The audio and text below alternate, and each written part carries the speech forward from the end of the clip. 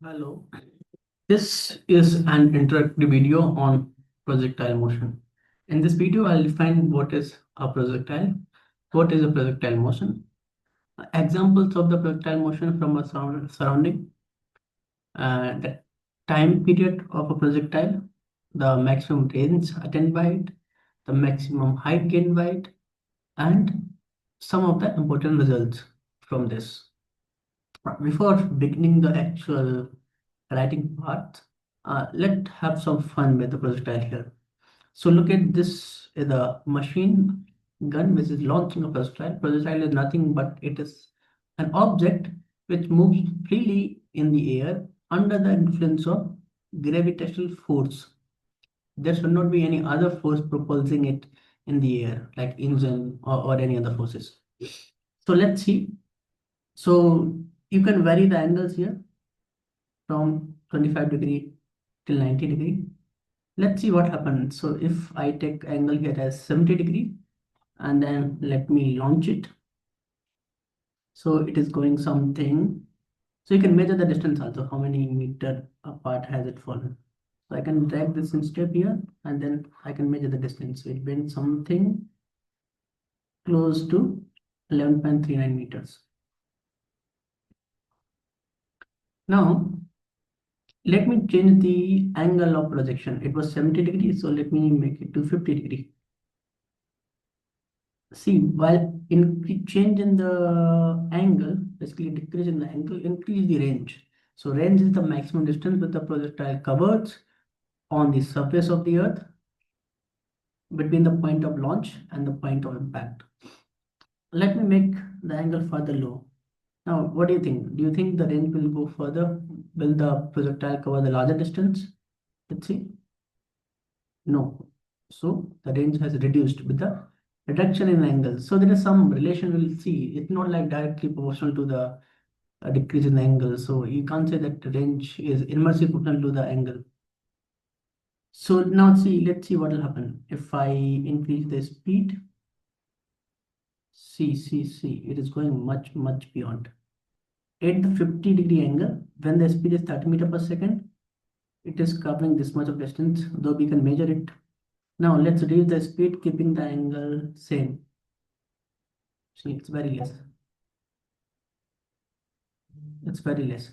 That means there is something, basically the range of a projectile depends on the launch speed. So these are some of the things uh, with the animations. Now let's get back to the theoretical part or the mathematical parts of a projectile.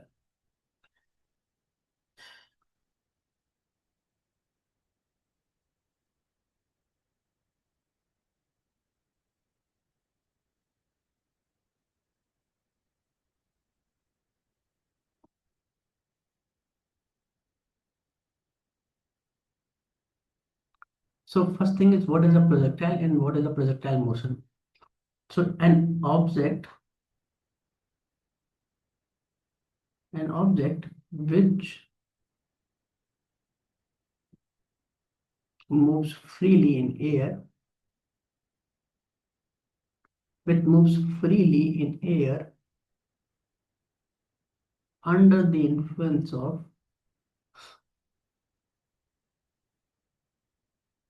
under the influence of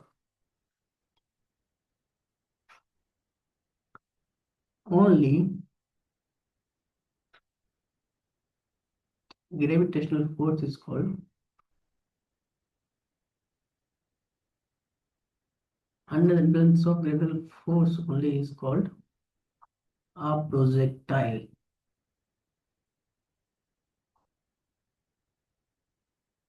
Okay, and the motion of this projectile is called the projectile motion. I'll give some of the examples of the projectile. Example: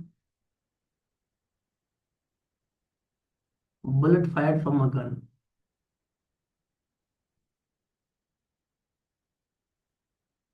Bullet fired from a gun.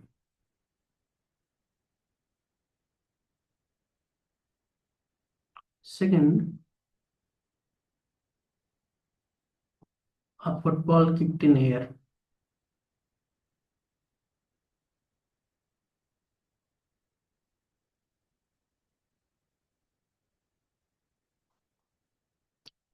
Now, these are the examples of some of the projectile. Now, what is not a projectile? For example, if I am taking this pen like in this trajectory in air, this is not a projectile motion because along with the gravitational force, it is also experiencing the muscular force which I am applying. Likewise, an aeroplane is not a projectile because it is propelled by the engines that it has.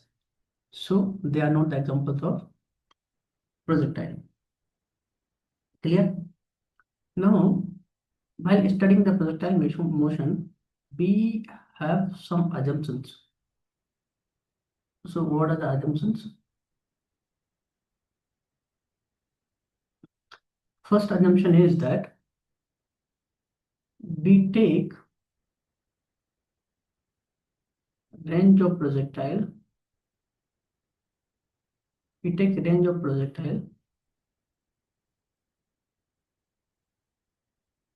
sufficiently small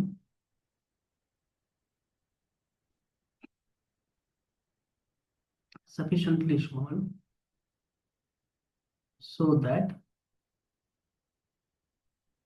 so that the value of g, so that the value of acceleration due to gravity g,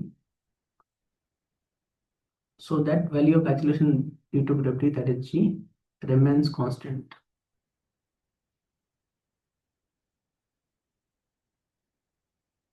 Clear? Because we know the value of g, which varies from place to place. Generally, we take it 900 meters per second square, but it varies from pole to pole and with latitude to latitude, right? Second thing is we neglect the air resistance. We neglect the air resistance.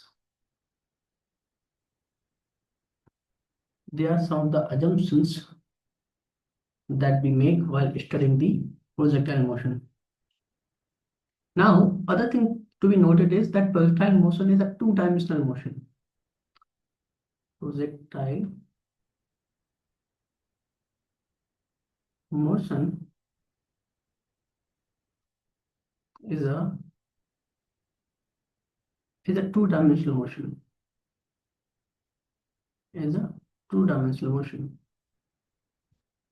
So basically, there are two components of velocity as well as that of acceleration. So we'll figure them out. Firstly, we'll list them down. So what are the horizontal components and what are the vertical components?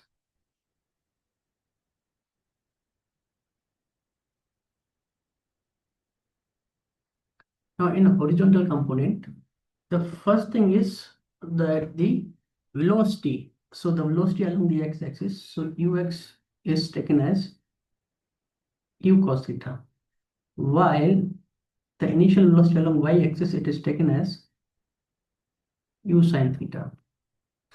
Second thing is the acceleration due to gravity along x-axis is 0, while acceleration due to gravity along y-axis is taken as g. Third thing is the ux component, it is constant along the x-axis. So basically what I'm saying is the velocity vector along the axis remains the constant and doesn't change, while along y-axis it varies, and velocity along y-axis is given by 2 sin theta minus t. Okay, now I'll plot the trajectory of the projectile and I'll try to drive the various expressions for the maximum range, time period, maximum height, and I'll drive some of the important results. So this is the Cartesian plane and I'm launching a projectile from here. And it is making a parabolic path. In the subsequent videos, I will also prove why the path of the projectile is parabolic in nature. Let's say it is making an angle theta with the horizontal axis, and this is the, let's say this is the velocity vector, this is u, Now the horizontal component of the velocity will be u cos theta, and vertical component of the velocity will be u sin theta. Let this will be the range from the point of launch to the point of impact, and this is the maximum height maximum. Fine. Now first thing I'll try to drive is the time of flight.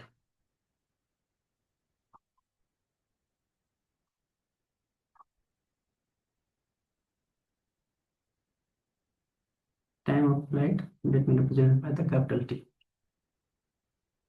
Now from the equations of motion, that is s is equal to ut plus half at square, we know that along the vertical direction, when the projectile goes and attains certain height, and after certain time it again hits back and comes at the same surface level. So we know from this we can say that the vertical displacement of the projectile will be 0, right? So s is 0, and initial velocity along vertical direction will be u sin theta into t.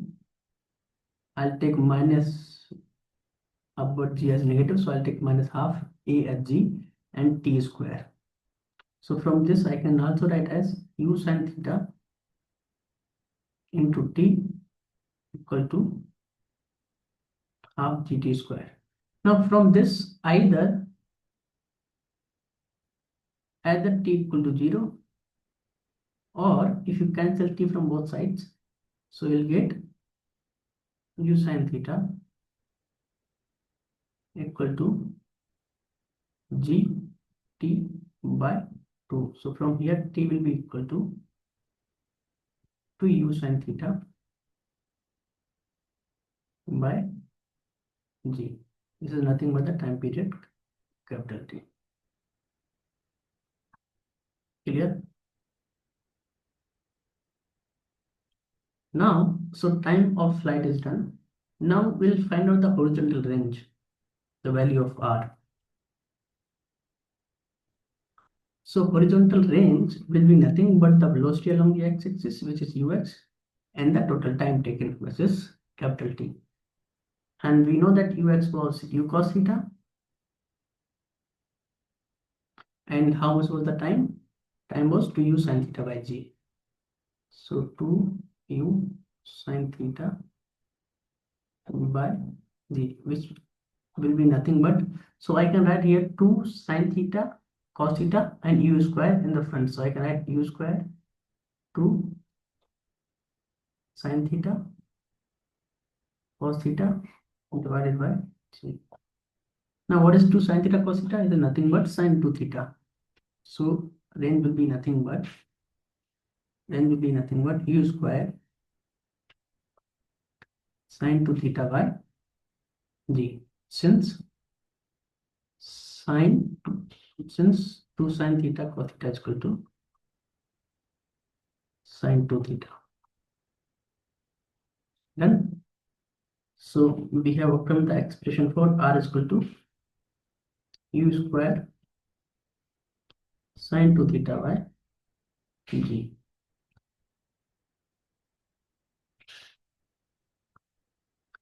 Now I can ask you, for what value of theta will range be maximum? So range will be maximum when sin 2 theta is maximum. And what is the maximum value of sin 2 theta? That is 1. So range maximum will be when sin 2 theta is maximum. That means when sin theta is maximum. So for theta is equal to 45 degrees, sin 2 theta will be 90 degrees, and sin function is maximum when the domain is 90 degrees. So R max will be when the sin 2 theta become 1. So it will be u square by g. Clear? When theta is equal to 45 degree. Done. And the next expression will try to obtain the try to obtain the maximum height which the projectile will attain, h max. So for the maximum height, we'll use the expression v equal to u plus at. Now, at the apex of the projectile, the vertical component of the velocity will be 0,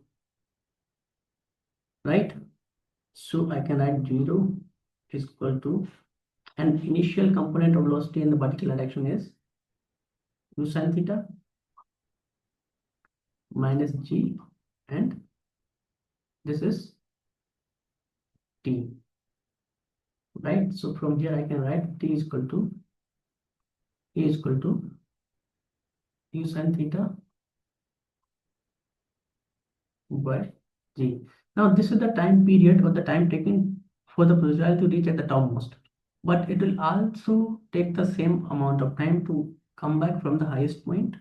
So time period will be 2t. This will be nothing but 2u sin theta by g. Is it clear?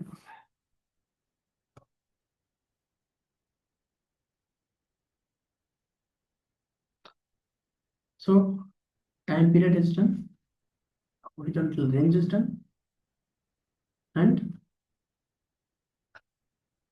horizontal length, time period, and the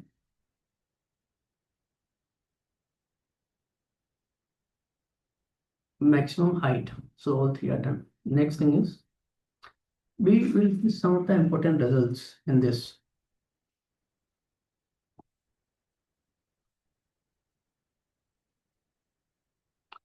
General results.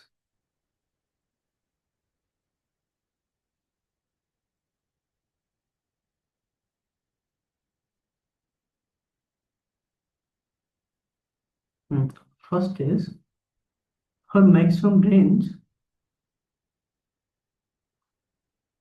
We have shown that for maximum range, theta was 45 degree, right? And range maximum came out to be u square by 2g, right? But what about the height maximum? So what is the formula that we got? H is equal to, we got H is equal to height max is equal to, this was the time period, this was time of flight,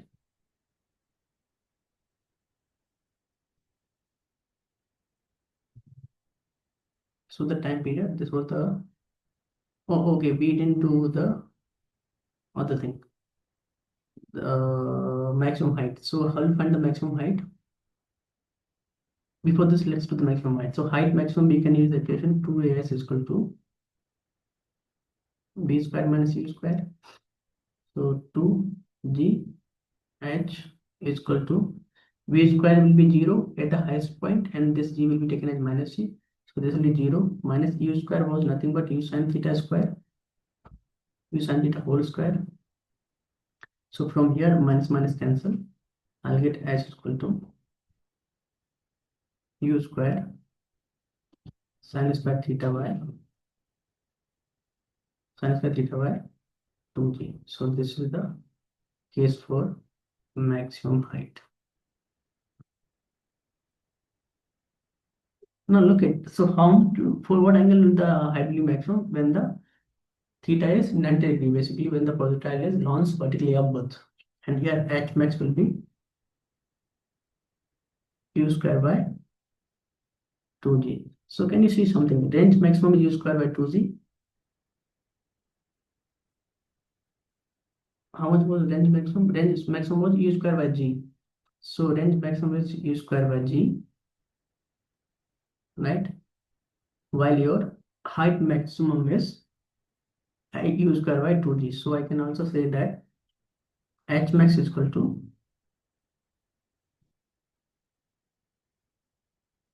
r max by 2, right? Next result, second result is, See, we have written down the value of r as r is equal to range is equal to u square sine 2 theta by g. Now there are for two different angles, the range will be the same and the height will be the different. So for two different angles, for two different angles of launch,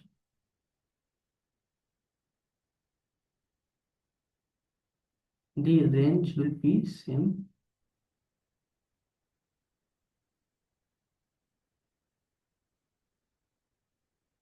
but height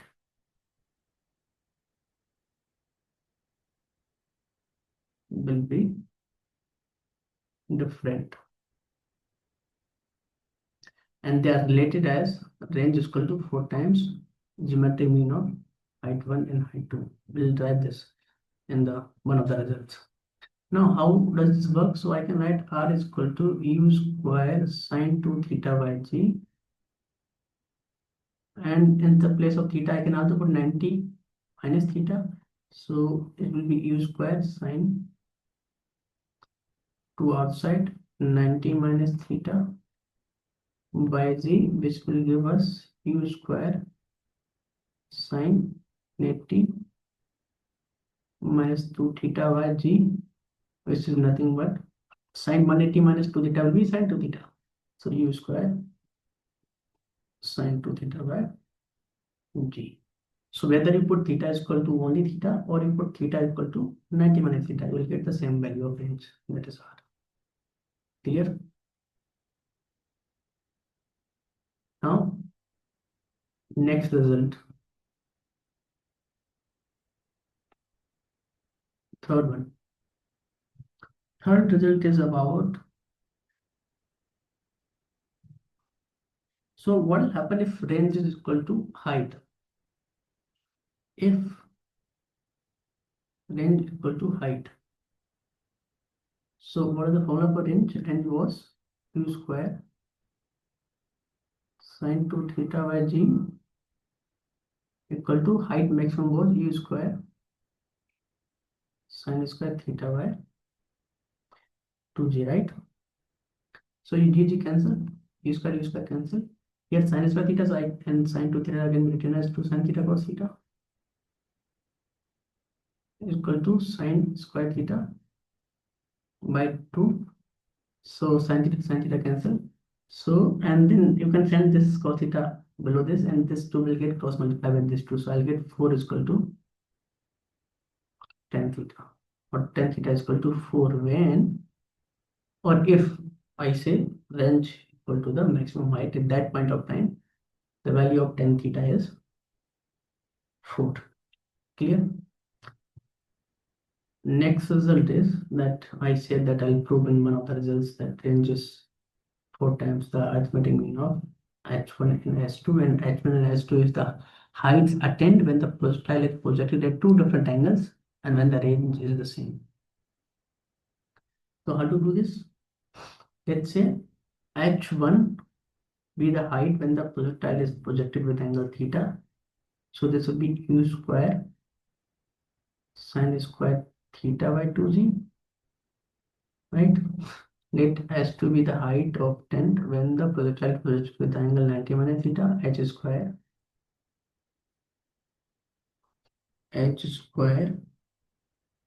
sine square 90 minus theta is nothing but cos square theta. So this is nothing but u square cos square theta by 2g. Now you multiply both of them. So I'll get h1 into h2 is equal to u to the power of 4, and then sine square theta cos square theta by 4g square, right? Now further, I want to make this expression somehow in terms of range. So I want to make sine 2 theta from both of these. So I can write this as u square. I'll multiply with 2 sine theta cos theta. Basically, I'm multiplying with 4 in numerator. So I can also multiply with 4 in numerator. So I'll get 4 into 1 16 g square. Now what is this 2 sin theta cos theta? This is nothing but, and again this is u to the power of 4. So I'll get u to the power of 4, and this is sine square 2 theta divided by 16 g square, right? So I have come up with h1 s2 is equal to h1 s2 is equal to u to the power of 4 sine square 2 theta divided by 16 g square. So if I take root under root both sides, I'll get root of h1 s2 equal to u square sine 2 theta y is only 4 g. Now what is this u square sine 2 theta by g? This is nothing but r. So I can write root of h1 s2 is equal to r by 4, or r is equal to 4 times of geometry mean of h1 s2. I hope this is clear to you.